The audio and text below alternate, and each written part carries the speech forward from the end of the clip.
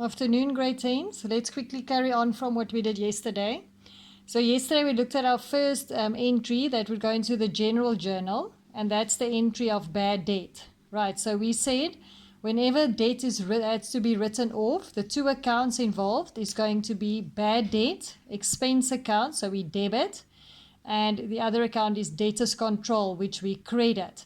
And then also in a debtors column in the general journal, debtors will decrease, so we're going to credit.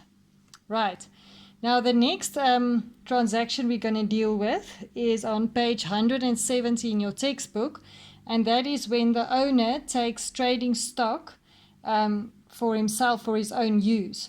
So when trading stock is being taken for own use, it will go into the general journal because it's not a cash transaction where cash decreases. It is actually the trading stock that decreases. So that's why we put it in the general journal, because we cannot put it in the CPJ because that's only for when the owner takes cash, which will reduce the bank. So when it's trading stock and the owner take it for own use, the two accounts that's going to be involved is going to be drawings, which is still owner's equity decrease, so we're going to debit drawings. And the other account is going to be trading stock, which is an asset account, which will also decrease. We're going to credit. And exactly like I've indicated it here is how we will write it in the general journal. So we're going to basically write exactly like I just explained it to you. It's the journal voucher. It happened on what day they told us. We're going to, the two accounts involved is going to be drawings and the value, and the other account is going to be trading stock and the value. Now, none of these two relate to debtors or to creditors, and therefore we don't have to make an entry in one of those columns because I didn't mention debtors or creditors in this description. Your narration would be trading stock taken for own use or take for own use. Okay, this just has to be a small little sentence to tell you what has happened. Right, so that's the second transaction of the general journal. Right, now the third one, you can look in your textbook, it carries on and there's examples. The third one is interest on debtors.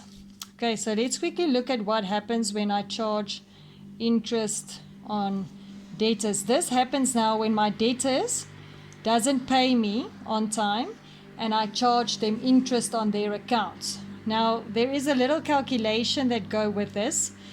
So let's say, for example, a debtor owes me 1,000 Rand and I charge him 8% interest, so it's 8 over 100, but he's only overdue for 2 months. Then we have to put the time frame in as well. So the total interest that I'm adding to his account is 1,000 times 8% times 2 divided by 12. And that gives me 13 Rand, 13,33, but I'll just round it off to 13. Right, so this is the interest that I'm going to charge.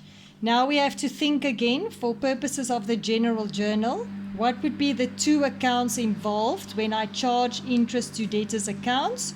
So guys, the two accounts is going to be interest income, because I'm going to receive the interest, and then debtors control is going to increase. If I look at it on the T accounts, debtors is an asset and it's going to go up, and interest income is an income account, credit. So very simple. These are the two accounts that I will list in the general journal. So in the general journal, again, it's the journal voucher. On the day that they tell us it happened, I'm going to debit debtors control, and it's now 13, and I'm going to credit interest income.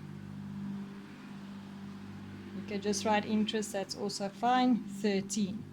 And then does one of these relate to either debtors or creditors? Yes, it does. This relates to debtors, and this will make my debtors go up. I've debited debtors here, which means I must also debit debtors in this column because it relates to debtors control.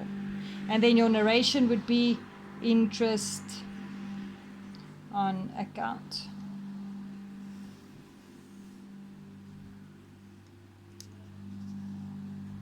Right, so that is then the next thing on page 173. And then there are interest calculations that I would like for you to do. This is mostly mathematical, but you will find that it's task 6.5 in that table. Right, and I'm going to give you a hint on how to work it out.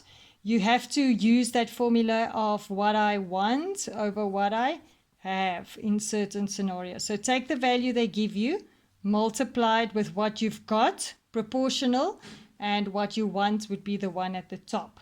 Right, so I want you to try and do 6.5 for me. It's nothing to do with the general journal. It is only to do with interest calculations. Right, let's see if you can get 6.5 right.